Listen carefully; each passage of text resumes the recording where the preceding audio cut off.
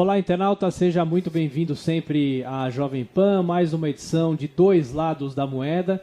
E hoje o nosso assunto é um assunto muito polêmico, um assunto que rende muita discussão. Aqui no Brasil teve até referendo e, claro, o nosso gancho, o ataque do último fim de semana nos Estados Unidos, quando um homem armado fez reféns em uma boate de Orlando. E para fazer esse debate importante aqui na Jovem Pan, aliás, nós contamos sempre com a sua participação, as suas perguntas, vá mandando as suas perguntas aqui pelo Facebook mesmo. Aqui ao meu lado esquerdo, o Benê Barbosa, presidente do movimento Viva Brasil, autor do livro Mentiram para mim sobre o desarmamento. Muito obrigado, boa tarde, obrigado pela sua gentileza. Boa tarde, eu que agradeço essa oportunidade. Um grande abraço para todos. E aqui ao meu lado direito, o Martim Almeida Sampaio, advogado e presidente da Comissão de Direitos Humanos da OAB de São Paulo. Doutor, obrigado, boa tarde. Boa tarde, Thiago, boa tarde, Benê, boa tarde a vocês de casa que estão nos vendo, nos seguindo, nos escutando. E obrigado por essa oportunidade de poder debater com uma pessoa de tão alto nível, tão alto gabarito que é o Benê. Benê, eu começo perguntando, depois de mais um caso de violência nos Estados Unidos, mas a gente sempre pode puxar esse debate aqui para o Brasil também. Eu começo perguntando, sempre que acontece um caso como esse, volta a se debater, deve proibir arma, não deve proibir, tem também a questão de fronteiras, que as armas entram de forma ilegal. Às vezes a gente tem crimes aqui em São Paulo que o sujeito está com um fuzil do exército, aquela coisa toda. Esse debate não tem fim? Parece que não, né? Parece que não, e o grande problema, muitas vezes, é que ele fica com foco completamente errado, né? O que é muito comum, né? Então, por exemplo, nessa questão da boate de Orlando, esse terrorista, né? Não é um caso de violência, ele é um terrorista, né? Ele utilizou uma arma de fogo para esse ataque. Então a culpa é da arma de fogo que foi utilizada, né? Então eu costumo brincar, se fosse um carro-bomba, então vamos falar em restringir a utilização de carro. Então o que a gente realmente precisa é aprofundar, né, nos motivos reais desses casos acontecerem, né? E não no fato de um objeto ou outro objeto ter sido usado para esse fim. Doutor. Olha, eu acho que esse caso aí é mais um paradigma que nós temos. A gente enxerga nisso, a comunidade de direitos humanos enxerga nisso o seguinte, de fato ele é um terrorista, não há dúvida quanto a isso, Benê está correto, tem sido classificado pelo governo norte-americano como um terrorista interno, um ato de terrorismo interno, isso aí vai ser investigado pelas agências de segurança, mas certamente este ou outros eventos poderiam ser evitados ou minimizados se não houvesse uma circulação tão grande de armas pelo mundo. Evidentemente que esse caso, esse que nós estamos falando, aquela pessoa tomou uma motivação ideológica. Ele o faria com ou sem armas, restringindo. Mas aí a gente tem que olhar um pouco mais o grande público e ver o seguinte, será que equiparar, e depois a gente vai, evidentemente vai entrar nisso, as taxas onde há mais circulação de armas, se há queda de homicídio, enfim, os estados americanos onde há mais queda, ou mesmo aqui após o Estatuto de Desarmamento, se houve ou não mais quedas de homicídio, com a circulação ou não de armas, também o direito à vida, outras coisas. Mas eu concordo, a início a gente está de acordo, aí, Benê. Por enquanto estamos concordando. Não, ótimo. Eu vou colocar já uma primeira questão de um ouvinte aqui, o Márcio Antônio Souza. No Brasil são 60 mil homicídios por arma de fogo por ano. Isso dá uma média de 3 assassinatos igual a esse de Orlando por dia. Por que vocês da imprensa não falam nada sobre isso? Já está provado que o desarmamento e dificultar o acesso a armas de fogo só tende a piorar os homicídios por arma de fogo. Então já começo perguntando, proibir ou não proibir? Claro que pela sua postura você tem uma posição de liberar as armas, é isso, Benê? Eu não vou dizer de liberar as armas, porque muitas vezes quando é dito assim, fica parecendo que a gente prega aí que vai distribuir armamento ou todo mundo vai andar armado, e não é absolutamente nem próximo disso, né? O que a gente tem, e que o internauta aí perguntou, faz muito sentido, só uma correção, né? Não são 60 mil homicídios com armas de fogo, são 60 mil homicídios de uma forma geral, né? 70% deles com a utilização de armas de fogo no Brasil, né? Um número que é absolutamente assustador, né? Completamente inaceitável, né? E que a gente percebe, a gente vê muito claramente que desde a introdução, desde a aprovação do Estatuto do Desarmamento no Brasil em 2003, né, a gente não teve melhora nenhuma com isso, né? O estatuto que chegou com a proposta de melhorar a fiscalização, melhorar o controle, né, e reduzir a criminalidade violenta, não passou nem perto disso. né? Ele é muito eficaz se você, hoje ou amanhã, resolver que você quer ter uma arma, você precisa de uma arma na sua casa, você vai encontrar uma dificuldade enorme, muitas vezes impossível de suplantar, principalmente para aquelas pessoas que são mais pobres e que estão fora dos grandes centros urbanos, o que é pior ainda, o que é mais grave ainda. Então, o Estatuto do Desarmamento para o Brasil não trouxe qualquer tipo de benefício. Doutor. Olha, eu concordo parcialmente. Eu acho que a gente tem que analisar a coisa um pouco diferente. Em primeiro lugar, é o seguinte, a gente tem que analisar, sob o ponto de vista das causas estruturantes da violência, quais são elas. Se a gente chegar e fizer essa análise, a gente vai descobrir o seguinte, que no Brasil há uma grande concentração de renda. Até mesmo um insuspeito, Marc Piquet, que é um pensador francês, economista francês, ele fala: o Brasil, pelos dados oficiais que começaram a ser liberados a partir de 2014, o Brasil é o país que mais concentra renda no mundo. A concentração de renda tem um efeito colateral, que é a criação de pessoas, de bolsões de pessoas, e muitas delas, que nunca chegarão ao mercado formal de trabalho. Ora, eles nunca vão ter emprego, não terão educação e acabam sendo excluídos da sociedade. Esse é um caminho para a marginalidade. Isso que se caminha para a marginalidade. O que a gente tem que combater, a causa estruturante dessa violência, é a renda. A gente tem que atacar a questão da renda. Outra coisa completamente distinta e diferente diz respeito ao armamento. O armamento, eu acho, sim, tem que ser reduzido. O fato, o Estatuto de Desarmamento não vai reduzir a criminalidade.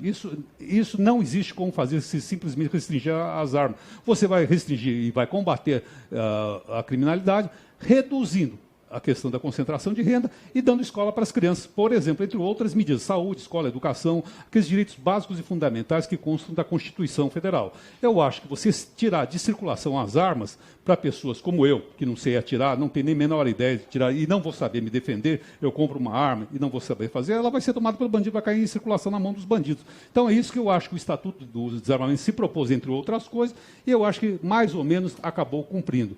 Mas combater a criminalidade, nunca ele vai combater, não é essa a forma de combater a criminalidade, nem redução de índices. Eu só discordo na questão econômica, de concentração de renda, e eu acho que a gente tem um exemplo muito bom no Brasil, né, que contesta essa vertente, que é uma vertente surgida da década de 60, 70, de que a concentração de renda ou o excesso de concentração de renda na mão de poucos, com bolsões de pobreza, acaba trazendo a criminalidade. Primeiro que eu acho essa ideia um tanto quanto preconceituosa, né? Como se o pobre estivesse mais disposto a cometer crimes, né? Simplesmente pelo fato de ser pobre. E nós temos no Brasil uma região, que é o Nordeste, que foi a região que nos últimos anos mais se desenvolveu economicamente, que houve uma melhora na distribuição de renda, e a gente não vai discutir se isso é graças a bolsas e assistencialismo, etc., mas de fato realmente aconteceu. Também é a região no Brasil onde há o menor número de armas legalizadas, isso dados da própria Polícia Federal, e foi exatamente na região onde a criminalidade, principalmente a criminalidade violenta, os homicídios, explodiram no Brasil, né? Então, todos esses caminhos, óbvio, precisam ser discutidos. Agora, você simplesmente dizer, não, a pobreza traz criminalidade, eu continuo vendo com um enorme preconceito. Não se trata de preconceito, não é enfrentar a realidade, que é o seguinte, onde você tem concentração de renda e você não tem acesso ao mercado de trabalho, você cria uma classe social que Marx, em 1848, denominou o lupenproletariado, pessoas essas que nunca vão enfrentar o mercado de trabalho formal, que por gerações estão vivendo a rua, que não têm alternativas, e aí acabam tendo um contato muito próximo com a criminalidade. Isso é uma causa estruturante. O que não quer dizer, por exemplo, que pessoas advindas da classe média e outras classes sociais possam delinquir. Esse é o outro caminho. Mas certamente você aliar causas estruturantes da miséria, e eu falo miséria endêmica, que é o caso do Brasil, onde você tem 120 mil pessoas que dominam mais de 80% da renda nacional, e outras 20% que são a classe média dominam os outros 20%, e 200 milhões de pessoas que vivem consideradas classe média que ganham mais de R$1.000 por mês. Então, outras pessoas que vivem abaixo da linha da miséria, é claro que você vai ter bolsões de pessoas que não têm alternativas. Não é ser preconceituoso, não é dizer a pessoa é pobre, ela vai caminhar para a criminalidade. Isso seria ir contra tudo que eu acredito na minha vida e tudo que eu lutei desde garoto na minha vida. Agora, entender que a miséria é um fator estruturante componente da violência, isso sim, não tenho a menor dúvida disso aí. Isso eu não tenho a menor sombra de dúvida da pessoa que não tem oportunidade de estudar, não tem oportunidade de frequentar boas escolas públicas, eu digo, que antigamente, no meu tempo, ir para a escola pública era um sinônimo de você poder ter uma boa carreira. Você pode perguntar, não sei a sua idade, mas eu posso dizer pela minha idade, pela minha faixa etária, todo mundo sabe disso. Agora, se você está afastado do mercado formal de trabalho, está afastado do mercado da educação, saúde, lógico que você vai delinquir. Os índices de delinquência nos bairros periféricos de São Paulo são maiores que aqui no centro. Discordo mais uma vez, né? Primeiro que utilizar Marx, né, já é algo absolutamente complicado, né? Mas não vou entrar nessa discussão, até porque eu acho que nossa discussão aqui não seria, ou não deveria ser, ideológica, mas assim a gente se concentrar na questão do desarmamento e das armas de fogo, né? Mas continuo dizendo, né, o que você vai ter nesses bolsões é uma porcentagem muito semelhante de pessoas que escolhem delinquir, que escolhem o caminho da criminalidade, muito semelhante aos bairros mais ricos, mais abastados. A diferença é que quem está nesses bairros mais ricos, ele vai usar o seu cabedal de conhecimento, o seu instrumentário para o tipo de crime que ele vai escolher. Ele não vai colocar um fuzil no ombro e sair desfilando pelo condomínio para tomar a boca de fumo da outra pessoa. Não, ele vai fazer gestão fraudulenta, ele vai fazer corrupção ativa, corrupção passiva, né? Ou seja, ele vai cometer uma série de crimes de acordo com aquela posição social que ele se encontra. Agora, em bairros mais pobres, com uma concentração muito maior, essa pouca porcentagem que escolhe cometer o crime, comete crimes violentos, e aí aparece no noticiário, aparece na televisão, mostrando uma falsa ideia que há mais criminosos nessas regiões. Tem aqui a pergunta do Fábio Rodrigues, que eu já passo para o Dr. Martim, depois o Benê fica à vontade para comentar, e aliás é a opinião de muitos ouvintes aqui. Eu quero uma arma para me defender. As pessoas pensam o seguinte, já que o poder público, a segurança pública, ninguém consegue combater os bandidos, então eu quero uma arma para me defender. O que o senhor pensa sobre isso? Como é que o senhor rebate isso? Eu rebato dizendo o seguinte, qual é o nome do... É o Fábio Rodrigues. Fábio e tem Rodrigues. Outros ouvintes também que vão nessa mesma linha. Eu compreendo isso, mas eu acho que você deve guardar seu dinheiro e gastar seu dinheiro, investir seu dinheiro em coisas melhores do que uma arma. E você deve forçar, através de uma ação política, organizada, que a segurança pública funcione efetivamente. Se hoje nós temos uma polícia militar do Estado de São Paulo, que é uma polícia altamente preparada, ninguém tem dúvida disso, você pode ter críticas à polícia, mas não diga que são incompetentes, não são. É altamente treinada, é altamente preparada. Elas são mortas por marginais. Se essas pessoas que são profissionais vivem o confronto, atiram todo dia, são treinados e vivem, e muitas vezes se você digitar agora a parada no Google, policiais mortos quando não estão em serviço, vai aparecer milhares de referências, ou seja, pessoas preparadas que reagem a um assalto, que sabem usar arma. Agora, que treinam isso, que são preparados, que têm a frieza, mais do que preparados, têm a frieza suficiente para saber o momento certo. Esta mesma polícia aconselha você, não tenha arma. Essa mesma polícia de São Paulo, qualquer autoridade policial com responsabilidade vai dizer a você, não use arma que você não sabe usar. A gente não sabe usar, então você vai fornecer para aquele criminoso uma arma e vai colocar, sobretudo, ainda que você não faça isso, sobretudo você vai colocar em risco sua vida, que é um bem muito precioso. Então, em qualquer polícia do mundo, a primeira orientação em qualquer manual é não reaja a assalto, não faça isso. Agora, quanto à sensação de insegurança, eu concordo com todas essas pessoas. Nós todos temos. Eu tenho a sensação de insegurança. Eu acho que a gente tem que exigir do poder público medidas para combater a violência, medidas para melhorar o policiamento, enfim, para aplicar melhor nossos impostos. Nossos impostos são mal aplicados, a administração pública aplica muito mal, os tributos são recolhidos e acaba, através da corrupção, do desperdício, enfim, das inúmeras variantes que compõem a administração pública. Mas o fato é que a gente tem que ter uma ação política no sentido de exigir dos administradores da coisa pública uma probidade e eficiência para melhorar. Bom, vamos lá. Primeiramente, essa ideia de que a polícia de São Paulo, ou qualquer polícia brasileira, é altamente capacitada na utilização de armas de fogo, não é verdadeiro. Bom, né? Aí fica por sua conta. Por minha conta não, isso aí né? Nós temos uma deficiência gigantesca no treinamento com armas de fogo na polícia, não só de São Paulo. A polícia de São Paulo ainda é a menos grave, mas nós temos aí estados onde um policial é treinado com 50 tiros. No momento que ele se forma, ele nunca mais atira, né? Segundo, você tem policiais que morrem ao tentar reagir ou ao reagir? Tem policiais. Mas há uma leva gigantesca, milhares de policiais que escapam todos os anos de morrer porque estavam armados, reagiram e saíram ilesos. O problema é que isso não vira notícia. E aí fica parecendo que a arma nunca serve para a defesa, né? Terceiro ponto, essa ideia do não reação é uma ideia completamente falaciosa e perigosa. Por quê? Por quê? Eu explico. Pelo seguinte, quando eu digo para você, eu, Estado, digo, olha, não reaja, porque senão você vai morrer. O que eu estou fazendo não é defender você. O que eu estou fazendo é justificando o bandido. O que eu estou dizendo na cabeça do bandido é o seguinte, se o próprio policial, se o próprio delegado, se o próprio secretário de Segurança Pública disse que você não pode reagir, como assim você reagiu para mim? Pum, eu te mato. como aconteceu há pouco tempo atrás na Bahia, onde um marinheiro foi assassinado a facadas, e o criminoso, ao ser preso, primeira coisa que ele disse foi: todo mundo sabe que não se deve reagir. Ele reagiu, matei mesmo. Então a gente precisa tomar muito cuidado com esse então, discurso. Sua recomendação é reagir? De forma nenhuma, eu disse isso. Não, estou perguntando. Ah, ok. Não estou falando. A minha recomendação, a recomendação que eu sempre digo é analisar a situação e fazer o que for necessário naquele momento que você acredita que é a melhor forma de sair vivo naquela situação. Sim, às vezes é entregar o seu relógio, é entregar o seu carro, às vezes pode não ser, porque você pode, com isso, não garantir que você vai escapar vivo. A verdade é essa. Em última instância, se eu quero uma arma, eu tenho treinamento para isso, eu tenho capacidade psicológica para isso, que são quesitos adotados pela lei hoje. Você é obrigado. Só vai conseguir comprar uma arma de fogo quem comprovar efetivamente que sabe utilizar aquela arma de fogo. Mesmo que, e não é verdade, mesmo que com isso eu trouxesse mais risco para mim, ninguém tem nada a ver com isso. Muito menos o Estado, que é absolutamente incompetente para defender qualquer um de nós. Aliás, não existe Estado no mundo que seja capaz de defender 24 horas por dia um cidadão. Mas, Benê, doutora, tem muitas perguntas aqui.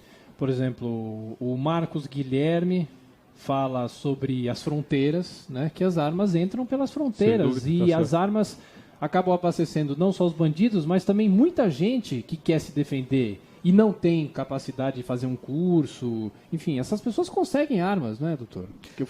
Fique à vontade. Não, hoje nós temos um gravíssimo problema de circulação de armas ilegais no país, né? E não é só no Brasil, né? Não é só no Brasil, você tem isso em todos os países da América do Sul, praticamente na América Latina inteira, Estados Unidos, México, e praticamente todos os outros países, né? Por quê? Porque o criminoso ele vai procurar uma forma e ele vai conseguir uma forma de se armar, né? E não precisa ser necessariamente com armas de fogo, mas ele consegue. É contrabando, é desvio, é fabricação. Agora fecharam, a semana retrasada, fecharam uma fábrica de submetralhadoras em Belo Horizonte, tá? Que estavam sendo fabricadas e vendidas aos criminosos, né? Tem uma cena de um rapaz roubando um celular dentro da estação de trem usando uma submetralhadora, para você ver como está a circulação ilegal. Por quê? Porque o foco, como eu disse, continua errado, né? A polícia, mesmo se empenhando em retirar de circulação essas armas e apreender essas armas, ela está enxugando gelo.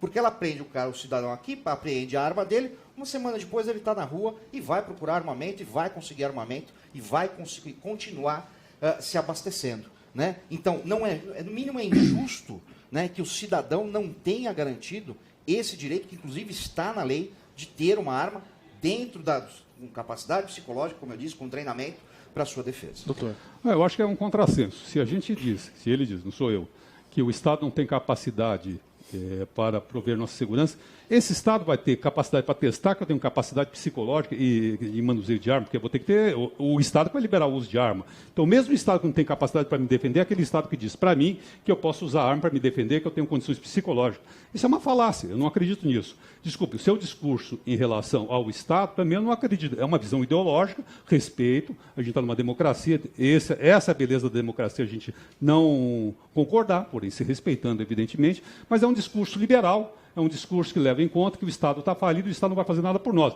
Muito popular esse discurso nos Estados Unidos, em alguns rincões dos Estados Unidos, mas eu ainda acredito que o Estado, embora esteja falido, ele é pago por nós, contribuinte, nós temos que ter uma consciência de contribuinte e obrigar que o Estado cumpra a sua obrigação, e assim tem sido. A Noruega, a Escandinávia é um exemplo, a França é um exemplo, a Inglaterra é um exemplo. Tem problema de criminalidade? Evidentemente que tem, ninguém aqui é poliano ou sonhador. Mas o fato é que nós pagamos nossos tributos, recolhemos uma alta carga tributária, eu, você, Benê, todos nós. Nós temos que obrigar o Estado a gerir essa coisa comum. Agora, eu acho que o Estado, sim, está na Constituição Federal, no artigo 5º, que é dever do Estado, a segurança e zelar pela nossa vida. O direito básico, o direito fundamental, a dignidade humana, a vida. E como que... O Estado é garantidor individualmente da sua segurança? Ele deveria ser. Se não é uma falha dele. Se não é uma falha dele. Mas o entendimento do STF quanto a isso não é esse. Não, esse é o seu entendimento, sua interpretação. Não. Está no STF. Não está não. Está na Constituição. Tribunal de Justiça. Bom, vamos discutir no campo do direito, a gente discute. Tribunal de Justiça do Rio Grande do Sul. Então vamos discutir a decisão da Organização dos Estados Americanos, da Corte Interamericana de Direitos Humanos. A gente está discutindo. A gente está discutindo Constituição. Veja, uma coisa é teoria, doutor. Uma coisa é teoria, outra é a prática do cidadão que está morrendo na rua, que está morrendo em casa. Você está correndo da teoria. Você falou da teoria. Não. Eu estou vindo para a prática. Não, você fugiu da teoria. Você falou. Estou vindo para a prática. Você falou do STF, eu quis discutir no plano constitucional, que eu acho que não é aqui o mas eu discuto. Dizendo na prática. Na prática a gente discute, eu estou discutindo. Na prática, os você fugiu da discussão teórica. Não, deixa, por gentileza. Na prática, os tribunais de justiça do Brasil não provêm sentenças favoráveis àqueles que recorrem pedindo ressarcimento. Me diga um caso concreto. Tribunal de Justiça do Rio Grande do Sul. Um rapaz assassinado por um egresso, por um fugitivo da Justiça do Rio Grande do Sul, foi assassinado. A esposa dele entrou com ação contra o Estado, pedindo indenização, porque o Estado deveria garantir que ele estava preso. Deixa eu acabar. Isso aí foi negado, dizendo que o Estado não tem obrigação e é incapaz de proteger individualmente cada cidadão brasileiro. Agora fala. Agora eu posso falar. Eu acho que o senhor está desatualizado, não conhece o nosso direito para falar dessa forma. Desculpe, eu acho que o senhor não conhece. Primeiro que não tem caráter vinculante. E mais, vou dizer mais. Há uma jurisprudência muito mais recente, eu acho que ele vai ficar meio enfadonho em falar isso. O Tribunal de Justiça de São Paulo condenou o Estado brasileiro a indenizar uma família que um preso se suicidou dentro da penitenciária. Porque é responsabilidade do Estado. É um preso. Não uma vítima. Mas preso. Meu senhor, agora estou eu falando. Porque ele não é um ser humano? Ele não é um ser humano? Para o senhor, um preso não é um ser humano? Não é um ser humano? Então, eu acho que a gente não tem que discutir. Então, a gente tem que falar o seguinte, a pessoa é presa no Brasil, segundo o Benê, e ela perde a condição de... O senhor riu, até riu, da pessoa que está presa, está rindo ainda. O senhor está rindo. Não, estou rindo do senhor, não estou rindo da pessoa presa. Gozado, eu não consigo rir do senhor porque eu tenho piedade intelectual de uma pessoa que faz uma afirmação dessa. Eu tenho piedade intelectual sua que não considera um ser humano preso... Não consegue considerar um ser humano uma pessoa presa. Eu não disse isso. Não, riu, debochou aí, está rindo. Estou esperando o senhor acabar de concluir. Não deixa, vamos lá, não deixa concluir, fica aí com riso, com bobagem, vamos lá, coisa doutor. de criança. Conclua, depois o Benê fala. O que eu quero dizer é o seguinte, existe uma longa tradição no mundo de apoio às pessoas presas, inclusive, que o Estado é garantidor da vida de todo ser humano, todo cidadão. Tanto ele é responsável que assim está na Constituição Federal. E a Constituição Federal, o Brasil não é um país que acontece isoladamente no panorama internacional.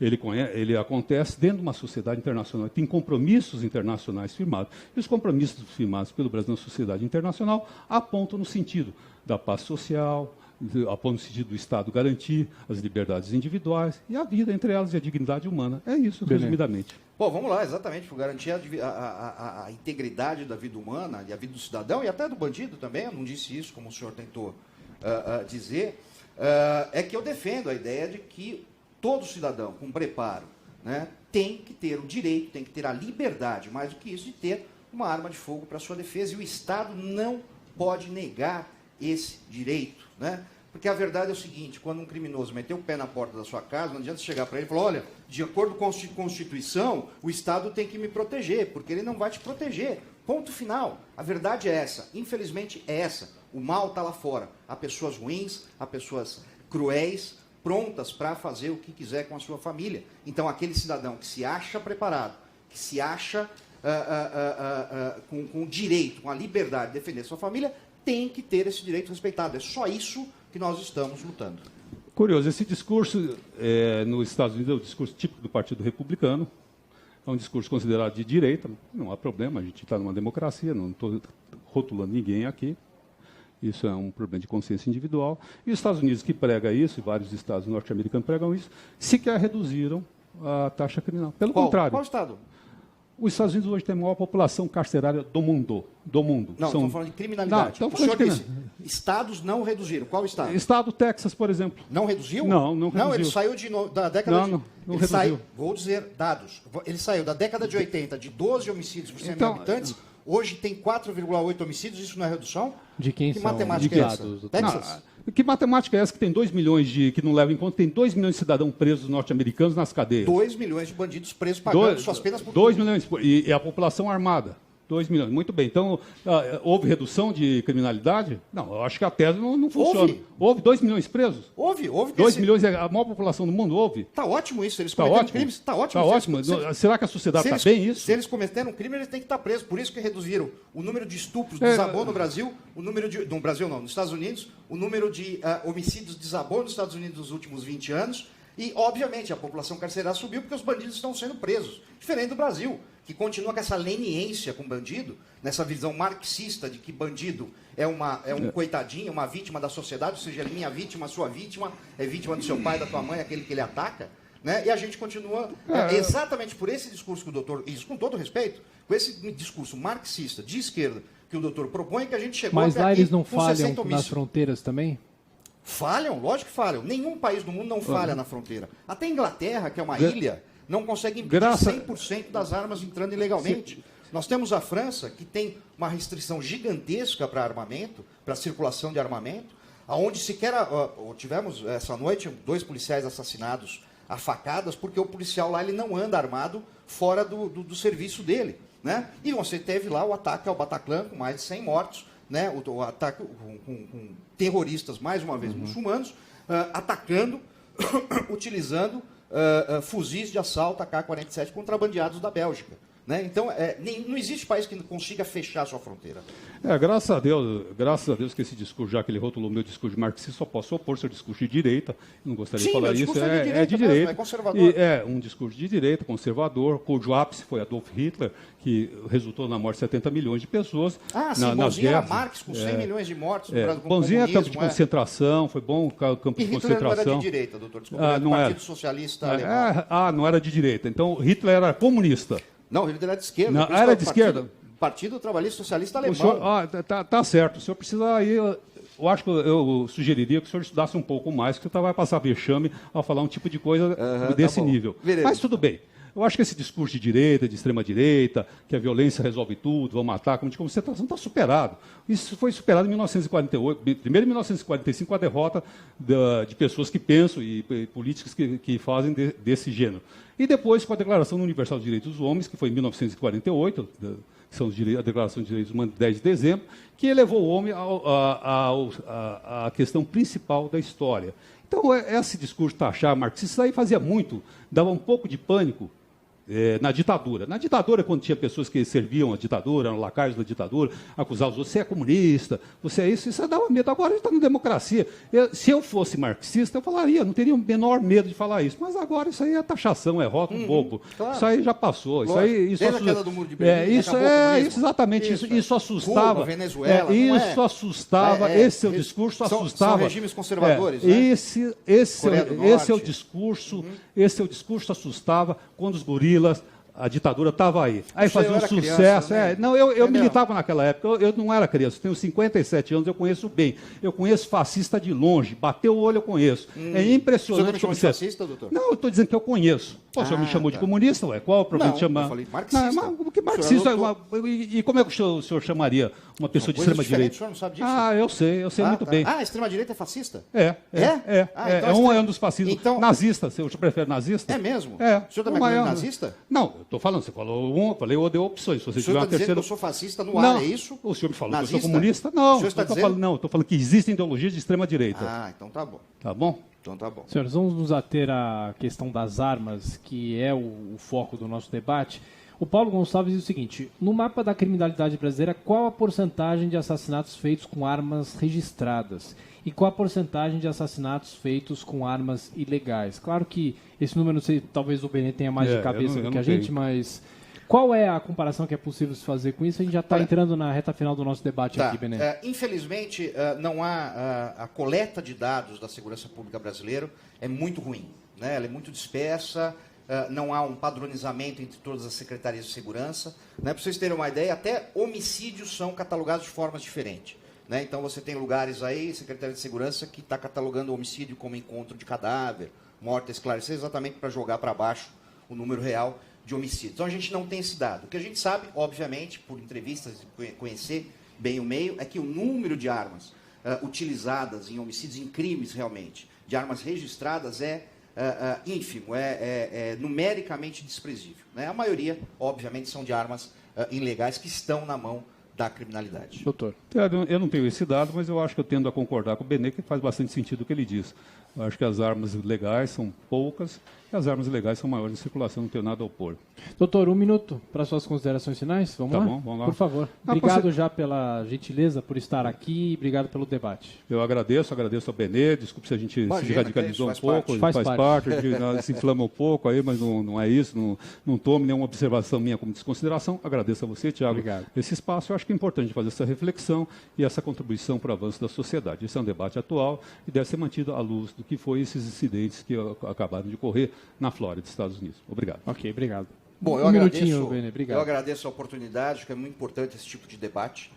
É um debate complexo, com série de fatores, com muitos mitos que foram criados em cima disso durante todos esses anos. Inclusive foi o que levou a mim e ao Flávio Quintela, né, escrever o livro, fique à vontade, né, que é o Mentiram para mim sobre o desarmamento, que traz aí as 9 principais mitos que foram criados sobre a questão. Um livro bastante interessante, com uma linguagem bem simples, exatamente para as pessoas entendam que muitas vezes elas são enganadas, né? E por isso acabam acreditando que o desarmamento é bom para a sociedade, né? Para encerrar, gostaria de lembrar quem criou o primeiro Estatuto de Desarmamento do mundo, né? Com o catálogo sistemático dos seus proprietários, foi Adolf Hitler. E por isso mesmo eu estou muito longe do nazismo ou do fascismo, porque eu não gosto do Estado se metendo na minha vida. Eu sou responsável por ela mesma. Benê Barbosa, presidente do movimento Viva Brasil, autor desse livro que ele mostrou aqui, o livro Mentiram para mim sobre o desarmamento, e aqui ao meu lado direito, o doutor Martim Almeida Sampaio, advogado e presidente da Comissão de Direitos Humanos da OAB de São Paulo. A todos que nos acompanharam, muito obrigado pela sua audiência e continue sempre aqui na Jovem Pan. Esta foi mais uma edição de Dois Lados da Moeda. Até a próxima.